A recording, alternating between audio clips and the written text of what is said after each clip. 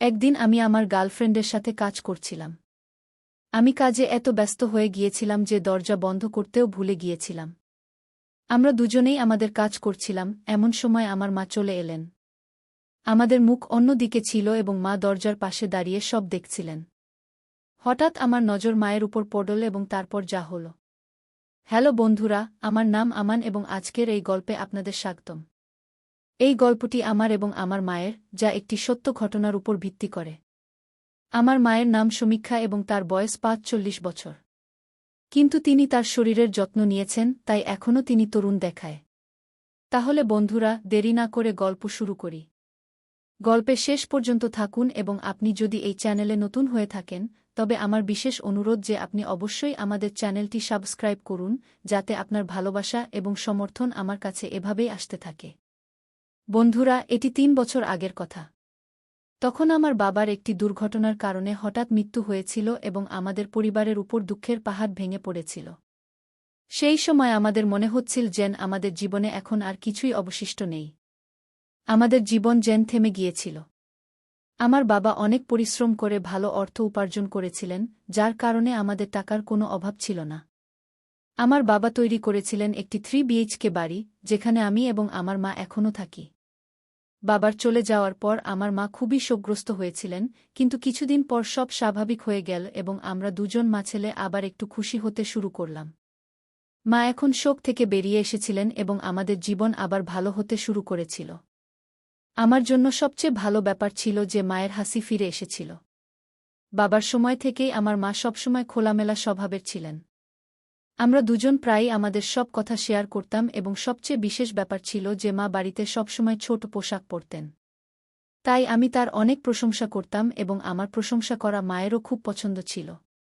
বাবার চলে যাওয়ার কিছু সময় পর যখন মা স্বাভাবিক হয়ে গেলেন, তখন আমি দেখলাম যে মা আবার সেইরকম পোশাক পরতে শুরু করেছেন। তিনি এখন সবসময় আমার সামনেই পোশাক বদলাতেন। এখন আমার মাথায়ও অদ্ভুত সব আসতে শুরু করল এবং আমারও তার প্রতি দৃষ্টিভঙ্গি বদলে গেল। আমি অনেকবার মাকে একটি ভিন্ন দৃষ্টিতে দেখতাম। মা আমাকে এমন করতে দেখেছেন, কিন্তু এই বিষয়ে মা কখনো কিছু বলেননি। আমার মা যখন ছোট পোশাক পরে পার্টিতে যেতেন, তখন লোকেরা তাকে দেখে তার উপর অনেক মন্তব্য করত। এসব দেখে আমার রাগ হতো, কিন্তু মা সবাইকে ইগনোর করে উপভোগ করতেন। মা যখনই কাপড় কিনতে বাজারে যেতেন, আমাকেও সাথে নিয়ে যেতেন। যখন কাপড় কিনতেন, তখন আমাকে জিজ্ঞাসা করতেন কোনটা নেব এবং আমি যা বলতাম, মা সেই কাপড়ই নিতেন। এসব আমাদের মধ্যে স্বাভাবিকভাবেই চলত, কিন্তু এর বেশি কিছু হয়নি। বাড়িতে তিনি এমন পোশাক পরতেন, যেটা দেখে মনে হতো এর চেয়ে না পরাই ভালো। জানি না আমার মা এমন কেন করতেন। একবার আমি সকালে উঠে দেখলাম যে মা শাড়ি পরে প্রস্তুত হয়ে আছে। আমি অনেক দিন পর মাকে এমন দেখলাম। তখন আমি জিজ্ঞাসা করলাম, মা, তুমি কোথাও যাচ্ছ নাকি? মা বললেন, হ্যাঁ বেটা, আমি তোমার মামার বাড়ি যাচ্ছি, সন্ধ্যার মধ্যে ফিরে আসবগু। আমি বললাম, ঠিক আছে মা। কিছুক্ষণ পর তিনি চলে গেলেন। কিছুক্ষণ পর আমার গার্লফ্রেন্ডের ফোন এল এবং সে আমাকে দেখা করতে ডাকল। তখন আমি তাকে বললাম, আজ আমার মা বাড়িতে নেই, তুমি এখানে চলে আসো। কিছুক্ষণের মধ্যেই সে চলে এল। সে আসামাত্র আমি তাকে জড়িয়ে ধরে আমি মায়ের দিকে তাকাতে পারছিলাম না। আমার মনে হচ্ছিল, জানি না মা কি ভাবছেন।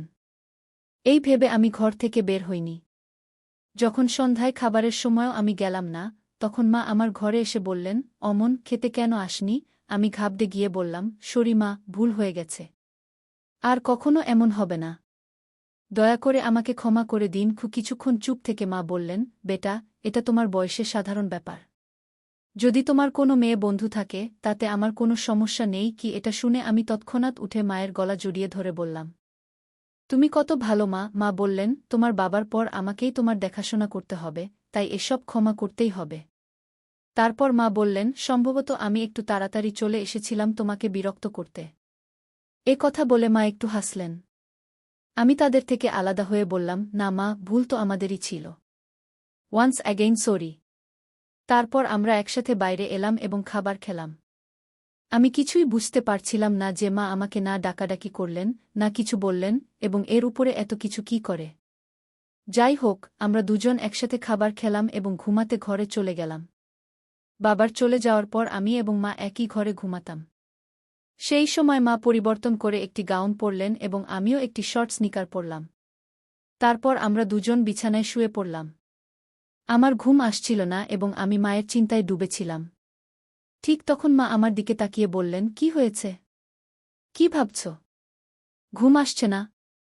আমি বললাম, কিছু না মা, শুধু এমনি। তখন মা বললেন, আমি জানি বেটা, তুমি কি ভাবছ এই মুহূর্তে। তখন আমি তাদের দিকে তাকিয়ে জিজ্ঞাসা করলাম, কি মা? তখন মা বললেন, তুমি এটাই ভাবছ না যে মা আমাকে কিছু বললেন না, আমাকে ডাকাডাকি করলেন না? কোথায় মা এসব দেখে আমার দিকে আকৃষ্ট হয়ে গেছেন? কিন্তু যদি তুমি এসব ভাবছ তাহলে তুমি ভুল ভাবছ বেটা। আমি মা, তোমার মা, আমি কখনো ভুল করে এমন কিছু ভাবতে পারি না। কারণ মা ও বেটার সম্পর্ক একটি অমূল্য সম্পর্ক। তারপর মা বললেন, হ্যাঁ, আমি মানি যে আমি তোমার সামনে এমন ছোট পোশাক পরি, কিন্তু এসব আমার পছন্দের জন্য, না যে কাউকে আকৃষ্ট করার জন্য। এবং কি ফারাক পড়ে? আমি যেভাবেই পোশাক পরি না কেন, কারণ চিন্তা তো মস্তিষ্কের হয়, পোশাকের নয়। মা বললেন, যদি তোমার মস্তিষ্কে আরও কোনো সন্দেহ থাকে তাহলে তা দূর করে দাও বেটা, কারণ আমাদের সম্পর্কের একটি মর্যাদা আছে এবং আমাদের সেই মর্যাদা কখনো ভাঙা উচিত নয়। এবং তোমাকে না ডাকাডাকি করার কথা হলে, বেটা, তোমার বাবার পর তোমার দায়িত্ব আমার এবং আমি চাই না যে আমার কোনো ভুলের কারণে আমি তোমাকে হারাই। তাই আমি তোমাকে ভালোবেসে বোঝালাম। মায়ের এই কথা শুনে আমার চোখে পানি চলে এল এবং আমি মাকে জড়িয়ে ধরে তাদের কাছে ক্ষমা চাইলাম এবং কখনো এমন ভুল না করার প্রতিশ্রুতি দিলাম। সেই দিনের পর আমি মায়ের খুব সেবা করি এবং আমরা দুজন মা বেটা আমাদের জীবন খুব সুখে কাটাচ্ছি। তাই বন্ধুরা, এটা ছিল আমাদের ছোট্ট গল্প। আপনাদের এই গল্প কেমন লাগলো কমেন্ট করে অবশ্যই জানাবেন। যদি গল্প পছন্দ হয় তাহলে লাইক করুন এবং আপনার বন্ধুদের সাথে শেয়ার করুন। আরও এমন রোমাঞ্চকর গল্পের জন্য আমাদের চ্যানেল সাবস্ক্রাইব করুন এবং বেল আইকন প্রেস করতে ভুলবেন না।